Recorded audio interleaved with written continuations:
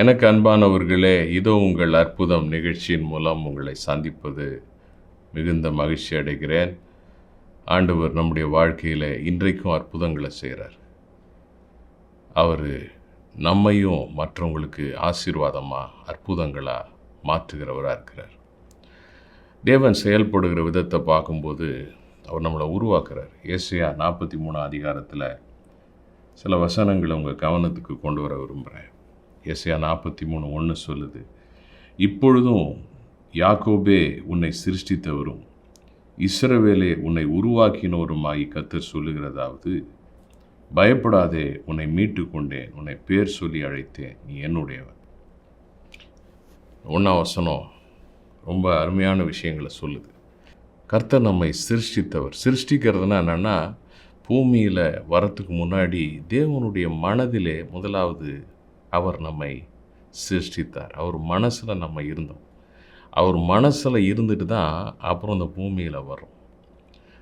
அப்போ சிருஷ்டித்தவர்னா நம்மை குறித்து யோசித்தார். சங்கீதக்காரன் சொல்கிறான், மனுஷனை நீ நினைக்கிறதற்கும் மனுபுத்திரனை நீர் விசாரிக்கிறதுக்கும் அவன் எம்மாத்திரம். சங்கீதம் 8. அப்போ முதலாவது நம்மளை நினைக்கிறார்.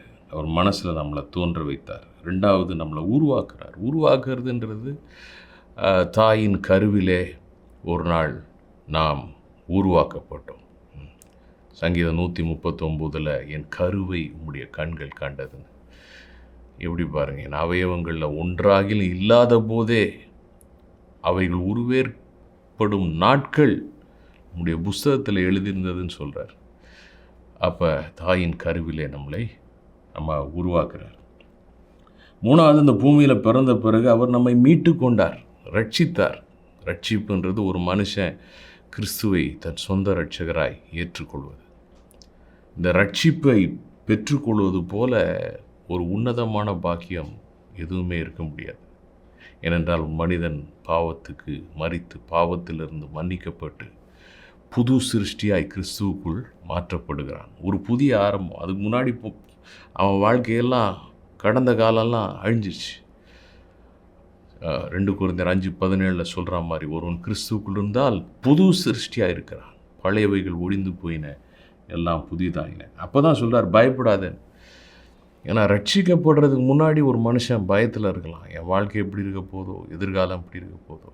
ஆனால் அந்த ரட்சிக்கப்பட்ட பிறகு கர்த்தர் அந்த பயத்தை எடுத்து போட்டுறார். ஏன்னா அவர் கையில் நம்ம வாழ்க்கையை கொடுத்துரும்போது அவர் பார்த்துக்கிறார், அவர் நம்மளை நடத்துகிறார், அவர் நம்மளை கைவிட மாட்டார். அப்போ நமக்காக ஒரு திட்டத்தை வச்சுருக்கிறார். அதனால தான் அந்த ரட்சிப்பு முக்கியம். ஒருவேளை இன்னும் நீங்கள் அந்த ரட்சிப்பை பெற்றுக்கொள்ளாத ஒரு நிலையில் இருந்தீங்கன்னா, நீங்கள் ஆண்டவராக இயேசு கிறிஸ்து உங்களுக்காக மரித்தார், உயிர்த்தார்ன்றதை நம்புனீங்கன்னா, உள்ளபூர்வமாக நம்புனீங்கன்னா, உங்களை அவர் புது சிருஷ்டியாக ஒரு புதிய மனிதனாக மாற்றுவார். இந்த ரட்சிப்பு வரும்போது உங்கள் பயம்லாம் போயிடும். பிரச்சனையை பற்றிய பயம், வியாதியை பற்றிய பயம், எதிர்காலத்தை பற்றிய பயம் எல்லாத்தையும் எடுத்துடுவார். பயப்படாதே, உன்னை மீட்டு கொண்டேன், ஏன்னா கிரயம் செலுத்தி உன்னை நான் வாங்கியிருக்கிறேன், உன்னை பேர் சொல்லி அழைத்தேன். அடுத்தது பாருங்கள், உன்னை பேர் சொல்லி அழைத்தேன், நீ என்னுடையவன்.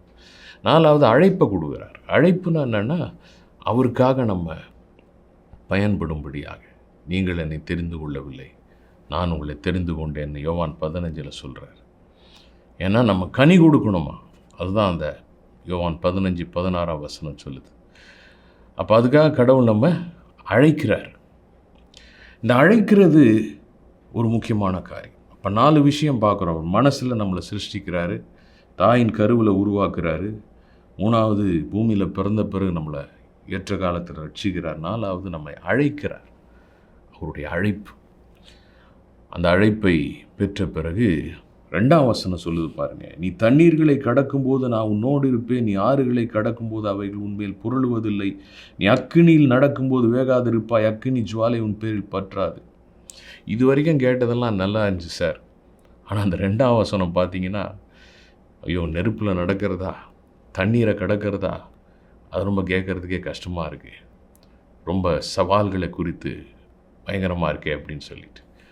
தேவனுடைய திட்டத்தில் பாடுகள், உபத்திரவங்கள் அப்படின்றது எதுக்காக ஆண்டவர் அனுமதிக்கிறார், அதை பற்றி நம்ம பயப்பட தேவையில்லை. ஒரு நகையை, ஒரு தங்கத்தை நெருப்பில் போடும்போது சுத்திகரிக்கப்படுது, மதிப்பு கூடுது. அதே மாதிரி தான் சில பாடுகள், பிரச்சனைகள், போராட்டங்கள் வாழ்க்கையில் வரும்போது அவைகளின் மேல் நாம் வெற்றி பெற உதவி செய்கிறார்.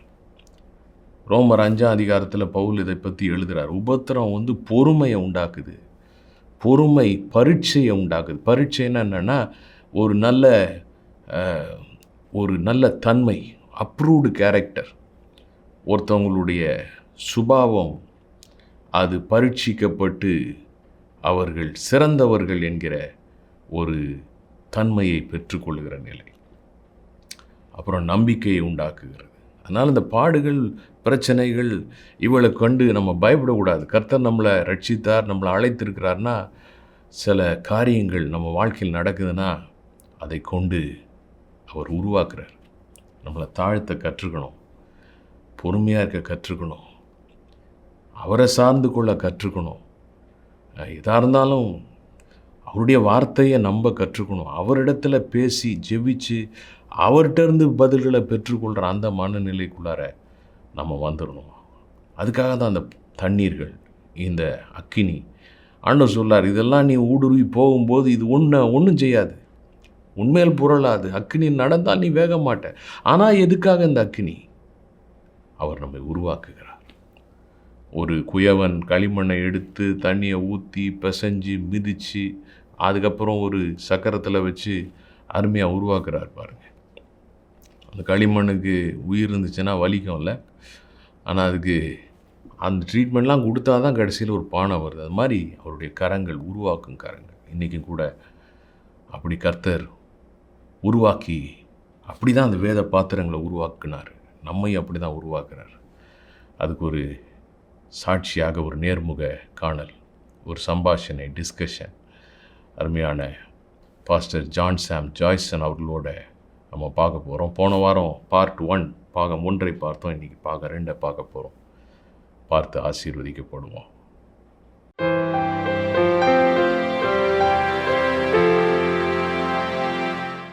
உருவாக்கும் கரங்கள் நிகழ்ச்சிக்கு மீண்டும் உங்களை அன்போடு வரவேற்கிறேன். அருமையான பாஸ்டர் ஜான் சாம் ஜாய்சன் அவர்களோட ஒரு டிஸ்கஷன் செய்து கொண்டிருக்கிறோம்.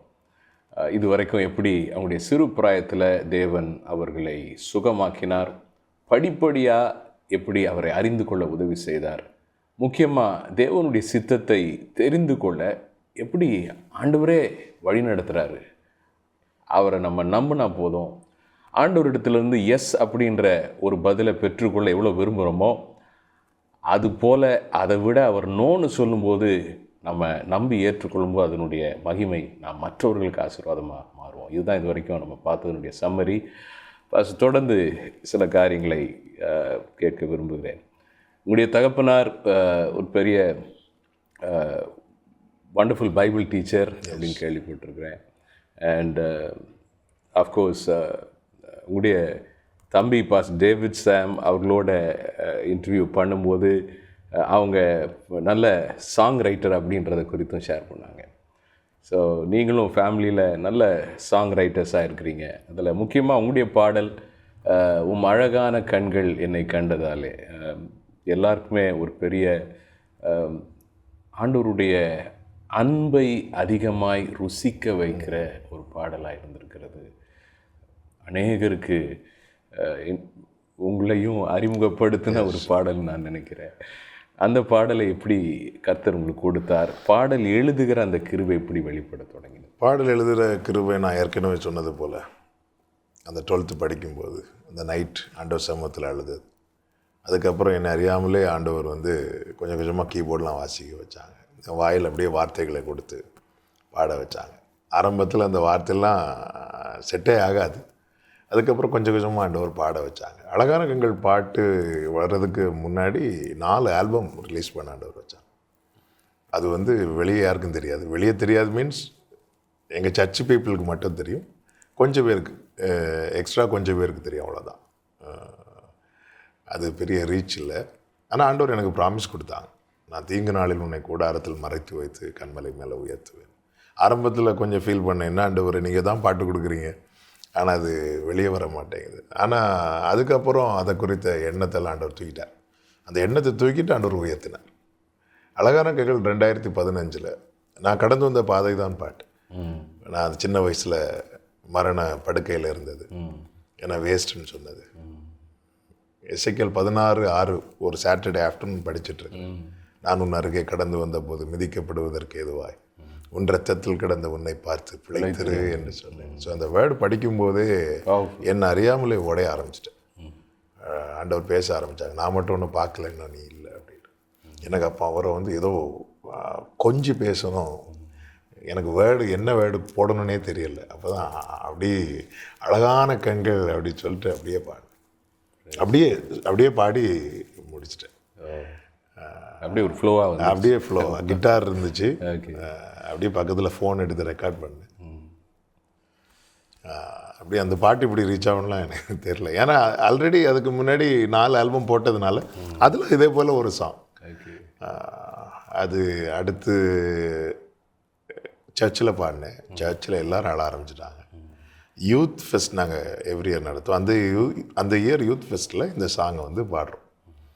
யூத் எல்லாமே உடஞ்சிட்டாங்க. அந்த வீடியோ தான் வைரல் ஆயிடுச்சு. அதுக்கப்புறம் அஃபிஷியலாக நாங்கள் 2016 சாங்கை ரிலீஸ் பண்ணோம்.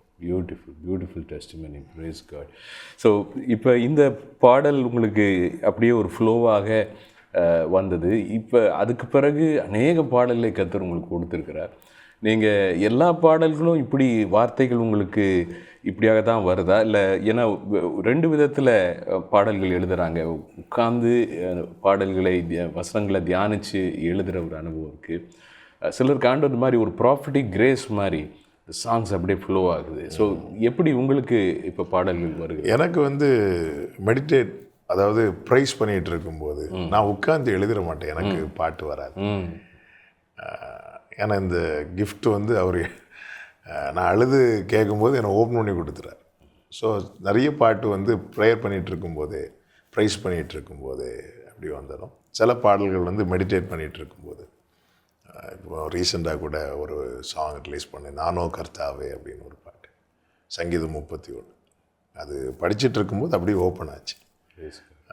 யாக்கோபின் தேவன் சாங் வந்து ஒரு 3 வீக்ஸாக சர்ச்சில் வந்து அந்த டாப்பிக்கே ப்ரீச் பண்ண வச்சுட்டேன். சீரியஸ் ப்ரீச் பண்ணிவிட்டு அப்படியே கம்பம் அப்படிங்கிற இடத்துல வந்து மீட்டிங் போகிறேன்.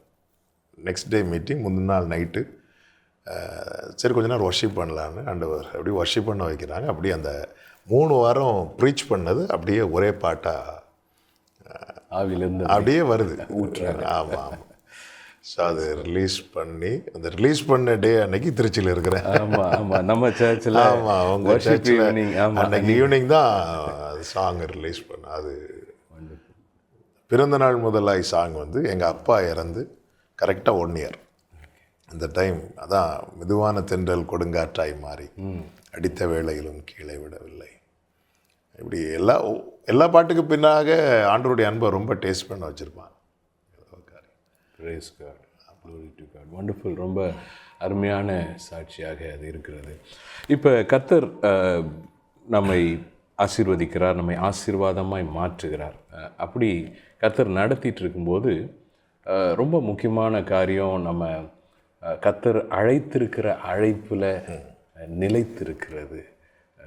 ஏன்னா அங்கே தான் நிறைய பேருக்கு சவால்கள் வருகிறது. முக்கியமாக ஊழியத்தில் கர்த்தர் அழைத்து இளம் தலைமுறையினர் இன்றைக்கி நிறைய பேர் எழும்பி கொண்டிருக்கிறார்கள். ஆனால் சேலஞ்ச் அப்படின்னு பார்க்கும்போது நிலைத்திருக்கிறது, முடிவு வரைக்கும் ஓட்டத்தை ஓடுறது. ஆண்டவர் சொன்ன மாதிரி நீங்கள் போய் கனி கொடுக்கவும் அந்த கனி நிலைத்திருக்கவும் உங்களை ஏற்படுத்தினேன். நிறைய பேருக்கு சில நேரத்தில் ஒரு கன்ஃபியூஷன் இந்த பகுதியில் ஏற்படுகிறது. சிலர் இதில் தடுமாற்ற அடைந்து விழுந்து கூட போயிருக்கிறாங்க. ஆனால் அவங்களும் எழும்பணும் தான் ஆண்டவர் விரும்புகிறார். ஸோ இப்போ எப்படி ஆண்டவர் அழைத்த அழைப்பில் கர்த்தர் நம்மை பயன்படுத்தி சில காரியங்களை கர்த்தர் செய்ய பார்க்கும்போது நிலைத்திருப்பது எப்படி, அது குறித்து ஷேர். அது குறித்து எனக்கு புரிஞ்சதை நான் சொல்கிறேன். நமக்கு மேலே இருக்கிற அழைப்பையும் நமக்கு கொடுத்த கிருபையும் நாம் அறிந்திருக்கோம். உங்களுக்கு ஆண்டவர் கொடுத்த கிருபை கிடையாது, எனக்கு கொடுத்தது. ஸோ இது புரிஞ்சுக்கணும். சவுலின் பட்டயம் வந்து தாவீதுக்கு செட் ஆகாது. தாவீதுக்கு வந்து அடப்பை, அதில் 5 கல், இதுதான் செட் ஆகும். ஆனால் பார்க்குறதுக்கு பட்டயம் தான் அழகாக இருக்குது. ஸோ ஒரு பட்டயம் அடப்பை பார்க்க எது வந்து கவர்ச்சியாக இருக்குன்னா பட்டயம் தான். ஆனால் அந்த பட்டயத்தை மட்டும் தாவீது எடுத்துகிட்டு போயிருந்திருப்பான்னா தோல்வியோடு வந்திருப்பான். ரைட். ஸோ நமக்கு கொடுத்ததை நம்ம வந்து நேசிக்க ஆரம்பிக்கணும். நமக்கு கொடுத்த கிருபை அது 4 பேருக்கு பரியாசமாக இருக்கலாம். கோலியாத்தை பார்த்து நிந்திக்க தான் செஞ்சான். ஆனால் அதில் ஒரு பெரிய ஜெயத்தை ஆண்டவர் தருவார். நமக்கு கொடுத்த கிருபை, நமக்கு கொடுத்த அழைப்பு, உங்கள் மேலே இருக்கிற அழைப்பு, உங்கள் மேலே இருக்கிற அபிஷேகம், உங்கள் மேலே இருக்கிற கிருபை அது அல்ல எனக்கு மேலே இருக்கிறது. ஒவ்வொருவருக்கும் ஆவியானவர் யார் யாருக்கு என்ன தேவையோ அவனவன் பிரயோஜனத்துக்கு என்று ஆண்டவர் கிருபைகளை கொடுத்துருக்கிறார். அந்த கிருபை நாளுக்கு நாள் பெருக தான் பண்ணுவார்.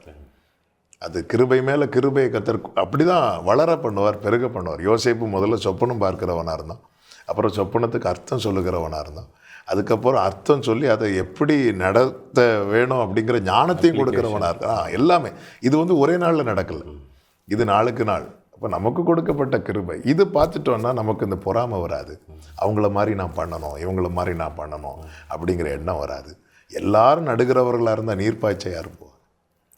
ஸோ அவங்கவுங்களுக்கு என்ன கிருபையோ அதை வந்து அதை அறியணும். அதை அறிய ஆண்டவரே எனக்கு நீ என்ன வச்சுருக்கிறீங்க, எனக்குரியது அல்லாதது வந்து நான் ட்ரை பண்ணும்போதே எனக்கு தெரியும் இது எனக்கு பழக்கம் இல்லை. தாவீது ட்ரை பண்ணார் அந்த பட்டயத்தை கட்டுறது, ஆனால் போட்டு நடந்து பார்த்தாரு, அவருக்கு செட் ஆகலை. அப்போ இது எனக்குரியதில்லை. இப்போ உங்கள் மினிஸ்ட்ரி அவங்க இப்படி பண்ணாங்க, அப்போ நானும் அப்படி தான் பண்ணணும் அப்படின்னு பார்த்தா நான் எனக்கு கர்த்தர் கொடுத்த அடப்பை நான் விட்டுருவேன். ஸோ இதை மட்டும் கவனம் செலுத்தினா பொறாமை வராது. இன்னொருத்தங்களை அப்ரிஷியேட் பண்ண தான் தோணும். அவங்க அழைப்பிலையும் ஸ்ட்ராங்காக இருப்பாங்க. வண்டர்ஃபுல். ஸோ இப்போ ஏதோ ஒரு சூழ்நிலையில் ஒரு இடறி விழுந்து போகிற ஒரு நிலை இருக்கிறது. ஆண்டவர் அவங்களையும் எழும்பணும் அப்படின்னு விரும்புகிறார். பட் அந்த நேரத்தில் ஒரு சில டிஸ்கரேஜ்மெண்ட், அவங்கள கீழே இருக்கிற காரியங்கள் இருக்கலாம். அவங்கள எழுப்புறதுக்கு ஆண்டவர் என்ன வார்த்தைகளை பயன்படுத்துகிறார், அவங்களுக்கு எது? சரி, நம்ம அழைக்கும் போது யாருமே கூட இல்லை, அதை மட்டும் நினச்சா போதும். தூக்கி விடவும் அவர் மட்டும்தான் இருக்கிறார். அழைக்கும் போது அழைப்பு வெளிப்பட ஆரம்பித்த போது தான் எல்லாருமே வர ஆரம்பிக்கிறாங்க. ஒரே நாளில் நமக்கு எதிராக கல் எடுத்துருவான். தாவீது 600 பேரை டியூன் பண்ணி கொண்டு வந்துகிட்டே இருக்கிறார். ஒரே சிக்லாகில் நடந்த ஒரே இன்சிடெண்ட்டில் அத்தனை பேரை கல் எடுத்துட்டாங்க. ஆனால் அத்தனை பேருக்கும் வேண்டிய நன்மை தாவீது மூலமாக கர்த்தர் செய்ய போகிறார். ஸோ தாவீது கர்த்தருக்குள் தன்னை பலப்படுத்தி கொண்டான் அப்படின்ட்டு இருக்கும். இதை மட்டும் நம்ம மைண்டில் செட் பண்ணிடணும். என்ன தூக்கி விடுறதுக்கு அவர் மட்டும்தான் இருக்கிறார். விழுந்துட்டேன்னா தூக்கி விடுறதுக்கு அவர் மட்டும்தான் இருக்கிறார். விழாத வரைக்கும் நிறைய பேர் இருப்பாங்க. அதான் ஆண்டவர் வந்து ஓசியா 2 கற்றுக் கொடுப்பார்ல, அவளுக்கு விரோதமாக மதிலை எழுப்புவார். எழுப்புனதுக்கப்புறம் நேசர்களை காணல, அதுக்கப்புறம் நேசர் மட்டும்தான் இருக்கிறார். அப்போ தான் அவள் தன் இளவயதி நாட்களில். அதனால் நம்ம ஆரம்பத்தை மறக்காமல் என்னை அழைக்கும்போது அவர் மட்டும்தான் இருந்தோம், நானும் அவரும் மட்டும்தான் இருந்தோம். ஸோ இதுதான் கடைசி. மீதியெல்லாம் வருவாங்க போவாங்க. ஏன்னா என்னை தூக்கி விட யாரும் இல்லை. இன்றைக்கி நிறைய பேர் வந்து மனிதர்களுடைய ஒத்தாசை எதிர்பார்த்து ஊழியத்தை விட்டு விலகி போகிறாங்க. இது வெரி ராங். இயேசு கிறிஸ்துவ சொல்லுவார், நீங்கள் எல்லாம் என்னை விட்டு போயிடுவீங்க, ஆனால் நான் தனித்திறேன், பிதா என்னோடு இருக்கிறார். ஸோ இது வந்து அவரை வந்து தொடர்ந்து முன்னேற தான் வச்சுது. ஆனாலும் யோவான் போயிட்டானே, பேதுரு போயிட்டானே, இப்போ நான் மட்டும் எதுக்கு இருக்கணும் அப்படி சொல்லிட்டு அவர் போகலை. இது அவருக்கு தெரிஞ்சுது. நம்ம விசேஷமாக ஊழியத்துக்கு வர இளந்தலைமுறை தான் அப்ரிசியேஷன் கிடைக்காது. நான் வந்து அதுவும் பாஸ்டர் பிள்ளைங்க வராங்கன்னா அவங்கள மாதிரி சவாலை சந்திக்கிறது. ஃபஸ்ட் ஒரு வாட்டி நீங்கள் மைக் எடுத்து அவங்கள அப்ரிஷியேட் பண்ணுவாங்க. அதே இது கண்டினியூ பண்ணிட்டீங்கன்னா முதல் வாட்டியாக தான் சொல்லுவேன் வேடிக்கை. முதல் வாட்டி கை தட்டுவாங்க, அடுத்த வாட்டி எங்கே தட்டுவாங்கன்னு தெரியாது.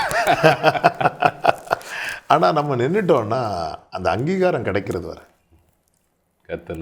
ஆமாம்.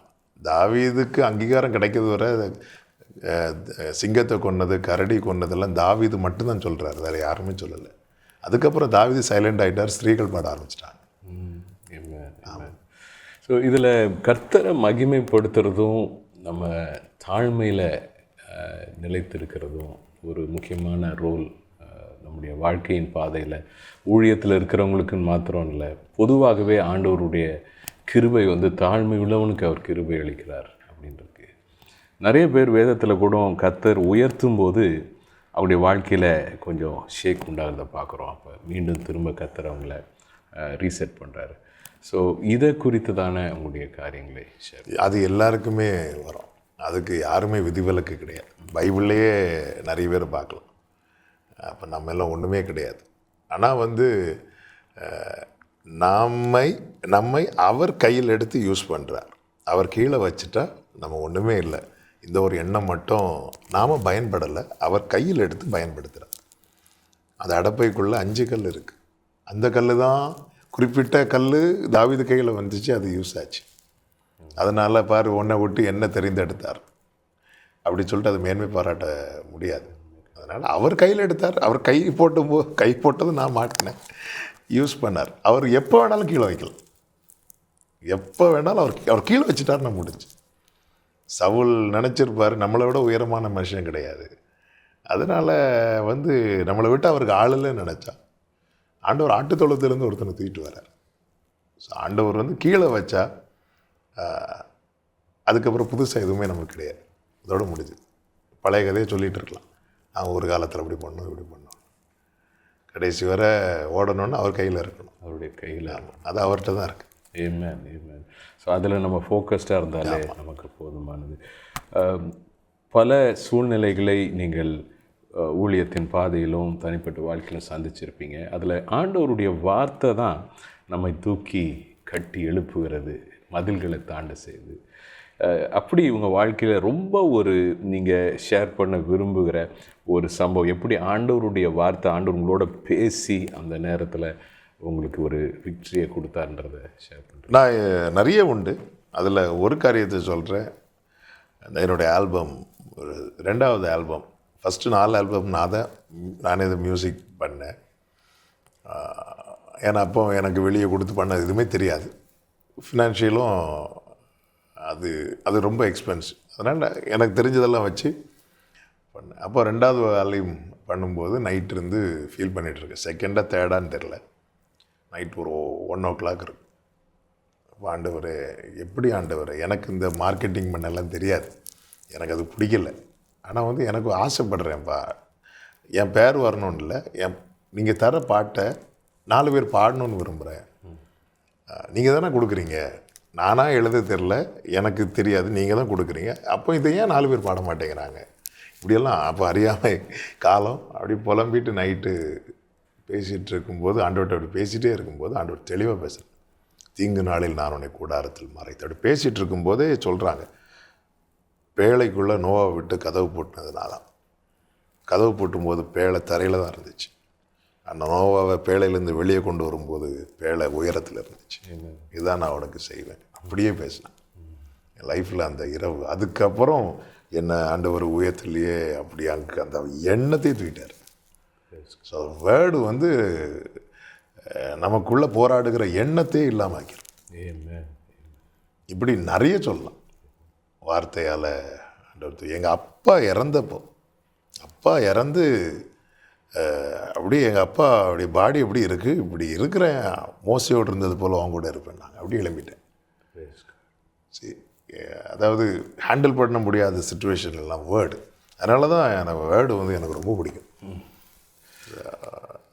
வேர்டு அந்த ஒரு வேர்டுக்காக ஏங்குவேன். ஒரே ஒரு வேர்டு எப்படியாவது என்கிட்ட பேசியிருங்க அப்படின்னு ஆண்டவர் பேசுவாங்க.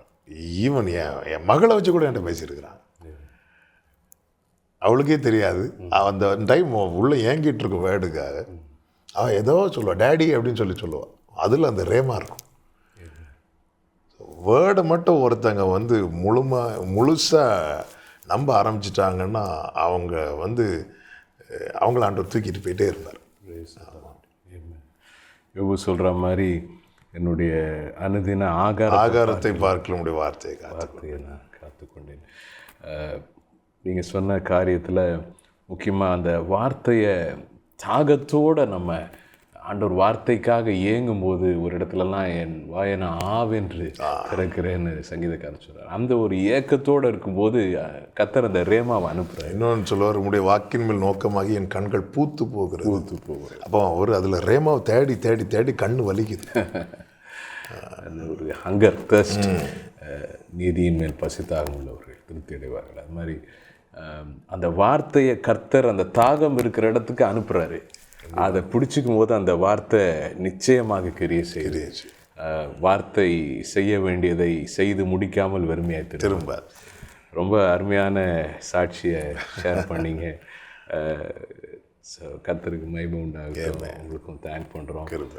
இந்த நேரத்தில் நம்முடைய நிகழ்ச்சியை பார்த்து கொண்டிருக்கிறவர்கள் இந்த நேரத்தில் ஆண்டவருடைய வார்த்தையை வாழ்க்கையின் மூலமாக நாம் சாட்சியாக கேட்டோம்.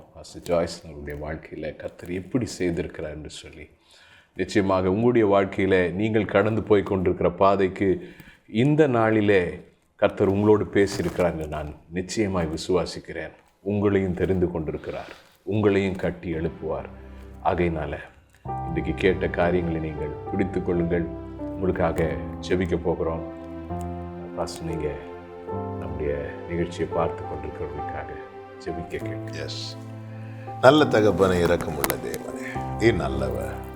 இதை யார் யார் பார்த்து கொண்டிருக்கிறார்களோ ஒவ்வொருவரையும் உடைய கரங்களில் தந்து ஜெபிக்கிறேன்.